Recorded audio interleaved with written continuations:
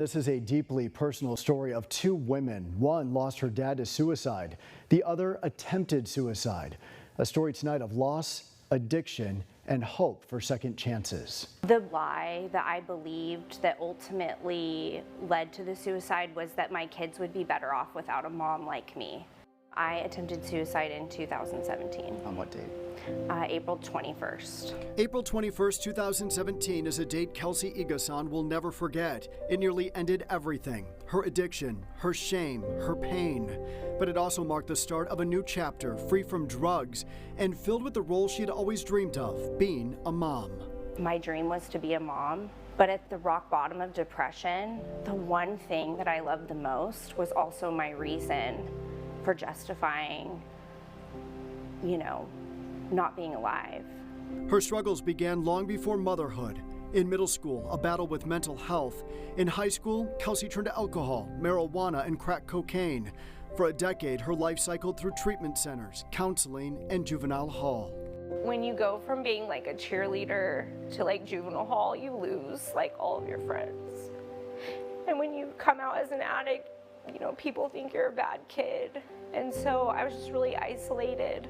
At 19, pregnancy brought sobriety. 5 years later, Kelsey married, had another son.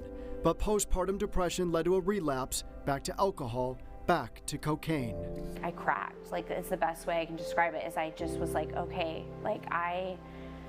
I don't want to be here. I cannot do this. I'm ruining everyone's lives. I woke up in the hospital, and I remember I immediately was I am such a disappointment. I couldn't even protect my kids from me. That was 8 years ago. Today, Kelsey is 8 years sober. She and her husband, Tim, welcomed two children and recently a puppy. They named her Penny. When you look back on what life has been like and all that you would have missed out on, what does that look like? I think about that every time, when my kids say, "I love you." I love you were some of the last words Samantha Lambert heard from her dad. He had been at my house literally the week before for Thanksgiving. I hosted Thanksgiving at my house. Everything had seemed perfectly fine. But in 2014, during what appeared to be a normal holiday, John was quietly saying goodbye. He was usually the photographer, but this time he was going around making sure that he was getting pictures with every single person individually. No one knew John had been planning to end his life. This is a man that had always seemed so mentally strong to me, and I saw no signs at all that there were any sorts of mental health struggles or that he was hurting. He seemed happy. That's not uncommon, says Glebra Castro, with the Outreach and Engagement Division of the Fresno County Department of Behavioral Health. We do see that men are less likely to reach out for help. The data proves it. In Fresno last year, 74 men died by suicide compared to 23 women.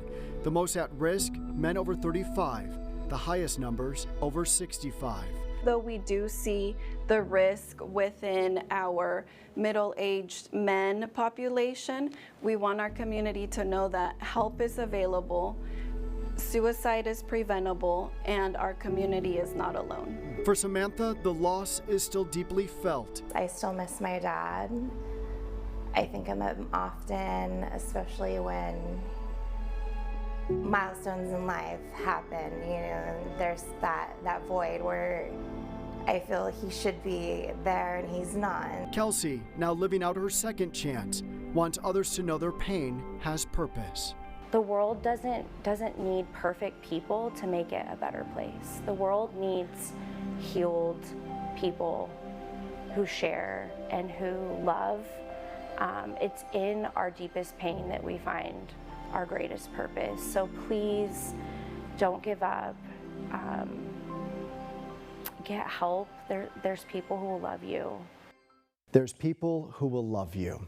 I thank Kelsey and Samantha for being so brave to share their stories with us. If you or someone you know is feeling depressed or thinking of suicide, there are so many resources here in the Central Valley. People right now who are willing to help. You can call 988 or reach out to Fresno Cares or Survivors of Suicide Loss. The contact information is included in this web story on yourcentralvalley.com.